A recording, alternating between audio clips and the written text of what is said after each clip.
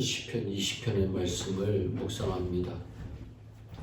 믿는 사람은 마음의 소원이 있어야 합니다.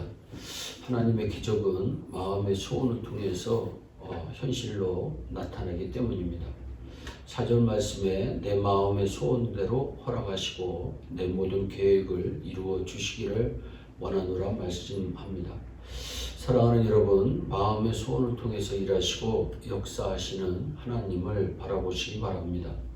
야곱은 형 에서로부터 장자의 축복을 빼앗고 형의 보복이 두려워 예삼촌 라반의 집으로 도망가 14년 동안 무임금으로 일하며 삽니다. 어느 날 야곱은 마음속에 간절한 소원을 품기 시작합니다. 자신도 풍성한 재산을 갖게 될 것이라고 하는 꿈을 꾸기 시작한 것입니다. 그러나 현실적으로는 너무나 불가능합니다. 외삼촌 라반도 야곱만큼 부에 집착하는 욕망이 있었기 때문입니다. 그러므로 야곱은 정상적으로는 불가능한 일이기에 말도 되지 않는 계약을 하기에 이릅니다. 그것은 흰 양과 흰 연소만 칠 테니 만약에 그 중에 얼룩달룩한 새끼가 나오면 자기의 것으로 해달라는 것입니다. 외삼촌의 입장에서 보면 조카인 야곱이 약간 정신적으로 온전치 못한 것으로 인식되었을 것입니다. 라반은 계약서에 도장을 찍습니다. 그리고 점이 있는 양과 염소를 먼 거리에 두고 야곱과 접촉을 하지 못하도록 관리를 합니다. 현실은 냉혹하고 실현 불가능한 계약은 성립이 되었습니다. 그러나 외삼촌 라반의 결정적인 실수가 한 가지 있습니다. 그것은 야곱이 섬기는 하나님의 능력을 간과한 것입니다. 야곱은 계약서에 도장을 찍는 그날부터 마음의 소원을 품기 시작합니다. 마음의 소원만 가진 것이 아니라 실제로 하나님의 기적이 일어나기를 희망하면서 나뭇가지를 꺾어 껍질을 벗기고 양과 염소가 와서 마시는 물가에 그 가지를 꽂아 놓았습니다. 그리고 물을 마시려고 할 때마다 그 가지를 보고 마시게 합니다. 야곱의 마음에는 양과 염소가 그 가지를 보고 물을 마시면 유전인자가 변하여 점이 있는 양과 염소가 나올 것이라고 하는 마음의 소원을 가진 것입니다. 사랑하는 여러분, 마음의 소원이 얼마나 위력이 있는지 보세요. 물가에 심겨진 껍질 벗겨진 가지를 보고 물을 마시는 양과 염소마다 점이 있는 새끼를 낳기 시작한 것입니다. 하나님께서 야곱의 마음의 소원을 보시고 기적을 허락하신 것입니다. 하나님의 기적의 법칙은 마음의 소원에 있습니다. 그러므로 신자는 마음의 소원을 가져야 합니다. 그렇다면 우리는 어떤 마음의 소원을 가져야 할까요?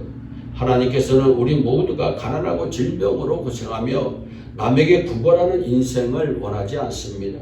누가 부모가 자식이 구걸하는 것을 바라겠습니까? 하물며 하늘에 계신 우리 아버지께서는 더 말할 나위가 없습니다.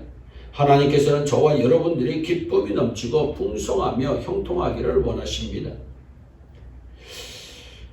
풍성하기를 원하시는 그 귀한 하나님 앞에서 우리도 마음의 소원을 품어야 됩니다. 질병이 나에게 다가오지 못할 것이라고 하는 소원, 사업이 형통할 것이라고 하는 소원, 직장이 복될 것이라고 하는 소원, 자녀가 잘 될 것이라고 하는 소원, 건강할 것이라고 하는 소원, 미래가 잘 될 것이라고 하는 소원, 이러한 소원들을 우리는 품어야 되는 것입니다. 사랑하는 여러분, 아침에 일어나면 자신에게 스스로 말해 보시기 바랍니다. 나는 하나님의 백성이며 나는 반드시 형통할 것이다.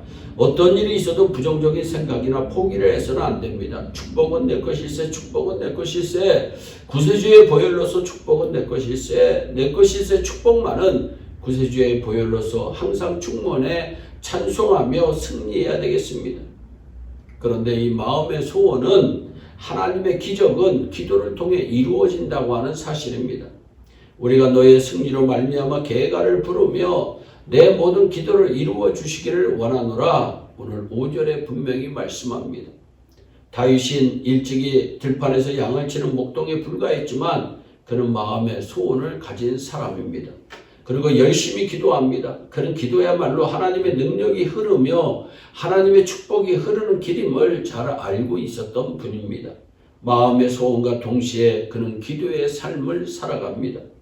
무기의 강함과 군사들의 숫자도 중요합니다. 그러나 나라의 흥망성쇠는 하나님의 손에 달려 있습니다. 그는 왕이 되어서도 결코 기도의 시간을 놓치지 않았습니다. 줄이지 않았습니다. 기도의 끈을 놓지 않았습니다. 그는 새벽 시간에 잠을 스스로 깨웁니다. 세상의 소리가 들리기 전에 먼저 하나님 앞으로 나아간 것입니다. 하루의 첫 시간을 드리면서 세상의 잡다한 소리 때문에 하나님의 음성을 놓치는 것을 스스로 경계한 것입니다. 다윗은 하나님의 기적이 기도하는 무릎에 있다는 것을 잘 알고 있었던 분입니다. 현대 그리스도인들의 가장 큰 약점이 무엇일까요? 기도하지 않는다는 겁니다. 하나님의 기적은 기도로 가능한데 기도하지 않는다는 겁니다. 예수님께서 뭐라고 말씀하십니까? 기도 외에는 이런 유가 나가는 일이 없다. 사랑하는 여러분, 기도의 사람이 됩시다. 기도할 때 성장할 수 있습니다. 기도하는 만큼 갑니다. 기도할 때 전세가 역전됩니다. 기도할 때 하나님의 놀라운 능력이 나타나는 것입니다. 아수르가 쳐들어와서 진퇴양난에 빠진 유다의 히스기야 왕은 하나님 앞에 무릎을 꿇고 기도합니다. 하룻밤에 그 밤에 18만 5천 명의 아수르 군사들이 떼죽음을 당합니다. 한순간에 전세가 역전된 것입니다. 히스기야가 한 것은 기도뿐인데 말입니다. 기도하는 사람이 이기는 것입니다. 사랑하는 여러분, 마음의 소원을 가집시다. 형통할 것을 소원하십시다. 복될 것을 소원하십시다. 잘될 것을 소원하십시다. 지경이 넓어질 것을 소원하십시다. 그리고 나의 소원을 붙들고 하나님께 기도하면 하나님의 기적은 우리 모두에게 넘칠 줄로 믿습니다. 기도하겠습니다. 사랑의 하나님, 참 감사합니다. 이 방송을 듣는 한 사람 한 사람 하나님 마음의 소원을 가지게 하시고 그 마음의 소원을 붙들고 기도함으로 하나님의 기적을 체험하는 우리 모두가 되어지게 하여 주옵소서. 감사하고 예수님의 이름으로 기도하옵나이다. 아멘.